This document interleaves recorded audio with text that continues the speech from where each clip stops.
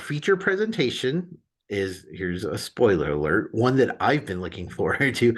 The latest from Quentin Dupieux, who I really like. Like he did Rubber, which is about a homicidal car tire. He did Keep an Eye Out, which we covered on this show, which was a surreal murder mystery. Mandibles, which you and I saw, which is about a friendship with a giant fly. Incredible But True, which is about a hole in a house. And I don't want to say anything more about it because that's a big thing.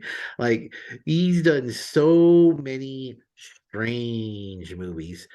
Smoking Causes Coughing is about a group of superheroes who are losing their team spirit. So their leader or their boss chief Didier, who is a rat who drips green goo from his mouth, decides that they need to go on a week-long excursion to regain that camaraderie. While they're on this trip, they learn that there's an even greater danger. Oh, superhero movie. It's kind of set out pretty it sounds like it's going to be cut and dry. Superheroes are falling apart, like they don't have that same teamwork that they didn't have that they had before. So now there's this world endangering evil that's coming, and it's going to bring them all together, and they're going to realize that they love each other and that they're better together than they are apart. um as it turns out, that this movie is nothing like that. It's not even a superhero movie, really, when you get down to it. Yeah, so interesting. The Tobacco Avengers who shoot Tobacco chemical, Force. huh? Tobacco Tobacco Force. Force, right? Tobacco Force. The Tobacco Force, what they do is they shoot chemicals that could cause cancer Yeah, which they're at and their they're foes. named after, cancer causing chemicals. Right, because there's like what, mercury and nicotine and Methanol, ammonia. yeah. So and they join forces to shoot their chemicals at their foes, random monsters in the desert, and they dope them up with cancer, and then they win the day. and Very and silly. Yeah, and they explode in a just a huge explosion of gore and blood, Yeah. buckets of blood. The fight. So right off the bat, you're going to think that this is a superhero movie. It looks like it might be a spoof of one, and it's cheesy because it looks like something. If you are old enough to remember Fox Kids and Mighty Morphin Power Rangers, it looks like something out of the Power Rangers. Like it's the initial villain is a Tortoise, who's a giant tortoise, basically a man in a rubber suit. So he's like a kaiju, and they're wearing very colorful costumes, and they're battling them. And then, like you said, they all team up together to defeat them with their weapons, which are cancer-causing chemicals. So it looks like a superhero movie. And then really quickly, like, and it's funny because they have their names, and it's funny when the blood covers their. And spoiler alert, we're going to talk about some moments of this movie, but we won't ruin anyone's enjoyment. Not that we could, because it's so absurd that you might not even believe what we're going to talk about in this. But really quickly, you're like, okay, this is something different, because when they get a call on their video phone in their van, it's an anamorphic rat with green goo dripping from his mouth. And apparently he's quite the ladies' man because everyone Yes. loves him. He's a Casanova, and so already you're like, okay, this is silly. They're taking selfies with the blood drenched family, and then it becomes an anthology, and they straight out compare it to Tales from the Crypt. And the way it goes into the anthology, it's really smooth actually, because it makes no sense. You're like, okay, if you describe it, it makes no sense. You're like, okay, there's these superheroes are finding a tortoise, and then they go and they tell scary stories, and then a barracuda starts talking. You're like, huh? Like it kind of makes no sense. But when you watch it, it actually all flows together really well. The reason that the way it becomes an anthology, and it happens out because it's a short movie. It's not even an hour and a half, but about 20 minutes in, the Tobacco Force are around a campfire, and they decide that they're going to tell scary stories to each other. Classic. It's like classic setup for an anthology. Let's take Right. turns telling stories to each other. And yeah, they begin their stories, and it begins with great one about a thinking helmet from the 30s that a couple finds. Um, and it was so good that I actually forgot that it was a story that was being told. Okay, yeah, exactly. So you get this whole other story that's very inventive and creative. It's got its whole different vibe going from the rest of the movie, completely different tone. Really good acting in this little movie as well too. It's like this little story. It's a complete departure. And then when you come back to the campfire, you're like, oh, that's right. We're watching Tobacco Force. And that's not a bad thing too. They're just really good storytellers, apparently. So it really takes you into the story. Yeah, and then in this other story, like you get really good like you said, the acting is really good in it. I mean, award-winning actors appear in this film. The and you said it's different tone, like Smoking Causes Coughing is something of well, it's a superhero movie. It's very colorful and there's battles in it.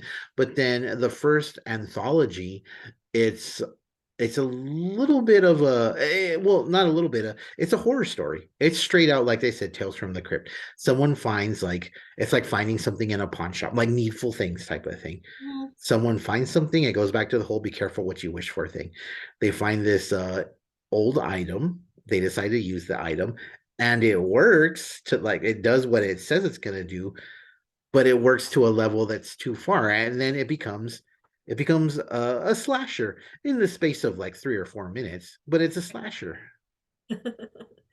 And that's the thing about the movie too, like this little story in the middle of it, it just has such a completely different tone, even within itself. But you were saying though, this story, this performance, it very much is like something like you'd find like in Needful Things, like this little like almost like an urban legend, like, oh, did you hear about the story about the lady who found this hat? But the hat also brings out like I guess like it awakens what you already feel, but just intensifies it. Right. So I the fact that we have this character, and the thing is we get the story mainly from their point of view.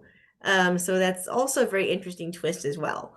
It's not just this random person where this weird thing's happening to him and people are confused about it. It's a lot from their perspective.